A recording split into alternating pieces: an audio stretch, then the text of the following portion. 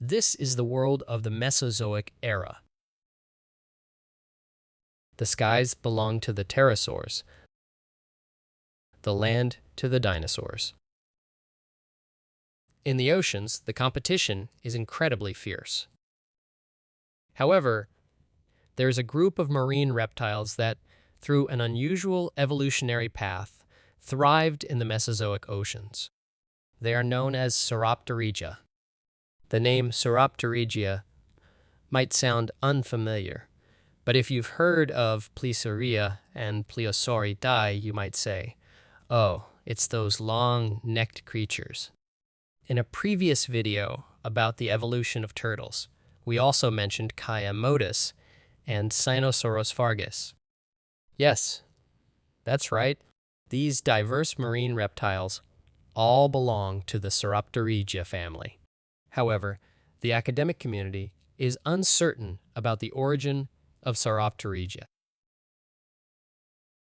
After the mass extinction at the end of the Permian period, the oceans became calm, providing an opportunity for vertebrate animals from the land to return to the sea. Ichthyosauria quickly seized this chance to return to the ocean, but early Sauropterygia seemed more cautious.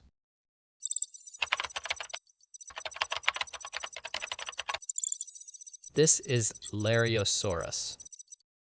Its front limbs are adapted for swimming, while the hind limbs are suitable for land activities, like a Triassic penguin. Evolutionary opportunities can easily be missed, but as the Earth's environment began to recover, pseudosutians and various dominant archosaur forms emerged on land. Meanwhile, in the oceans, Ichthyosauria thrived, occupying shallow marine ecosystems. It seems that Sauropterygia may have missed its chance for evolution. No one knows how the ancestors of Sauropterygia survived those challenging times, but we know for 10 million years, different Sauropterygia groups thrived in various sea areas in the northern part of Pangea, evolving diverse and peculiar forms to survive the harsh environment.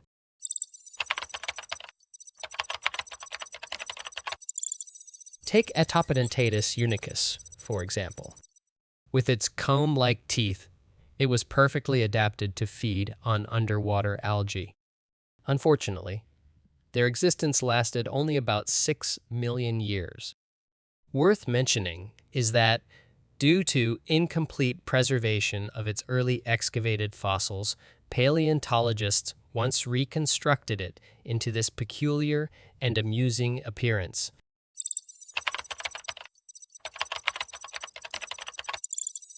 Another example is Placodontia.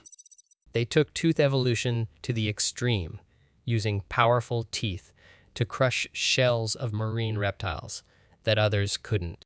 Some even evolved protective shells to defend against predators. Fortunately, in the early Triassic, there weren't powerful top predators in the impoverished oceans.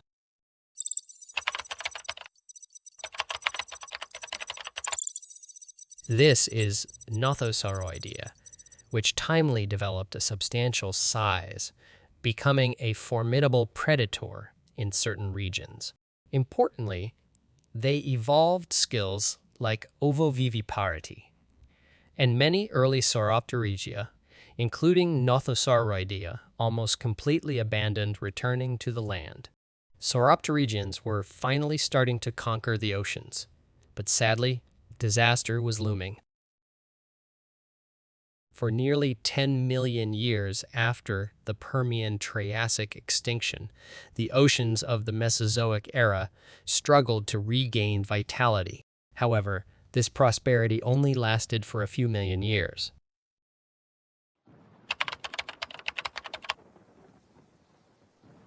During the Carnian Pluvial episode, a prolonged period of rain lasting almost 2 million years, it proved to be disastrous for land animals. However, marine creatures were the ones who suffered the most. The significant evaporation of water vapor led to an increase in salt concentration in the oceans. The vast amount of fresh water from the land couldn't mix rapidly and uniformly with the entire ocean, resulting in some areas having saltier water while others experienced a dilution of seawater. Meanwhile, on the long, droughted land before the Carnian Pluvial event, a large amount of fragmented rocks were suddenly washed into the sea, causing a rapid change in the mineral composition of the seawater. The disappearance of plankton in vast sea areas led to the collapse of the entire marine food chain. After the rainy season of the Carnian period, the climate began to cold, and sea levels continuously dropped. Shallow seas disappeared. Marine animals in the Mesozoic era experienced countless disasters, and Sauropterygia was no exception. In approximately over 10 million years, apart from Plesiosauria, Sauropterygia almost disappeared from the fossil record. Of course, Sauropterygia's adversaries also suffered heavy losses.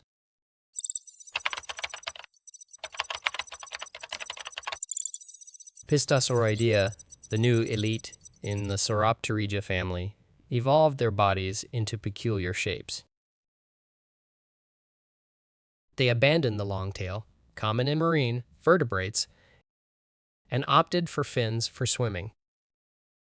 Their swimming posture was unlike any existing animal, resembling flying with two pairs of wings in the ocean. At the same time, they also sported the unique feature of a long neck among marine animals. About 200 million years ago, due to frequent volcanic activity at the end of the Triassic period, the supercontinent Pangea began to split. Today's continents of Europe, North America, South America, and Africa started to separate. The toxic substances and climate changes brought about by volcanic activity led to an apocalypse in the oceans, resulting in the extinction of many marine reptiles. However, the descendants of Pistosauroidea survived. What awaited them was a golden age lasting about 20 million years. The splitting of Pangea created vast shallow seas and opened up new waterways on land.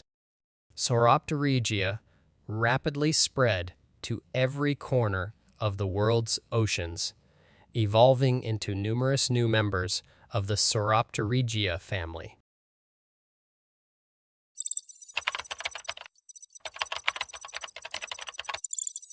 Rhomaleosauridae greatly strengthened their biting force, becoming one of the top predators in the ocean. The larger individuals could reach a length of up to 7 meters, capable of competing with contemporaneous Temnodontosaurus. About 180 million years ago, a supervolcano erupted at the southern end of Pangea, separating present-day Antarctica from the African continent.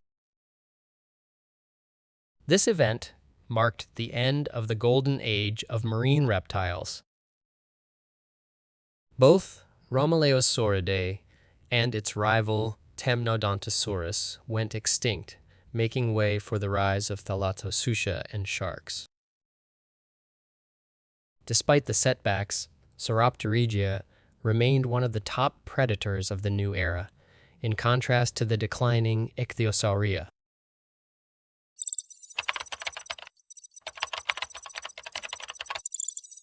At the time when Rhomaleosauridae went extinct, Pliosauridae inherited the predator status of Rhomaleosauridae.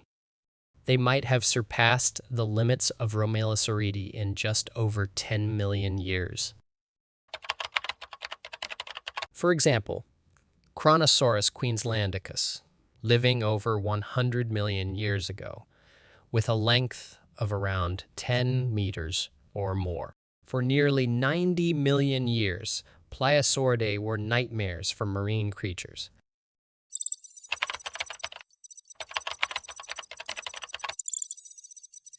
Plesiosauroidea is arguably a star in paleontology. It was the most successful medium-sized predator in the ancient oceans. Despite its fame, our understanding of it is limited. They all had a long neck with a limited range of motion. Paleontologists are still uncertain about the exact function of its neck. How they used its long neck to hunt and survive in intense competition remains unknown. What we do know is that this peculiar body plan became one of the most successful patterns throughout the Mesozoic era. Around 94 million years ago, the global oceans experienced anoxic events, leading to the successive extinction of creatures like Pliosauridae and Ichthyosauria. However, Plesiosauroidea not only survived this disaster, but also continued to thrive, giving rise to formidable members such as Polycotylidae. 65 million years ago, the meteorite that brought an end to the entire Mesozoic era arrived. This marine creature with a long neck, short tail, and peculiar swimming posture, this ancient star that spanned almost the entire Mesozoic era, met its extinction. Sauropterygia has left us countless mysteries. The shattered and mysterious evolutionary history of these creatures has become a legend in itself. This is Ancient Discovery. Goodbye.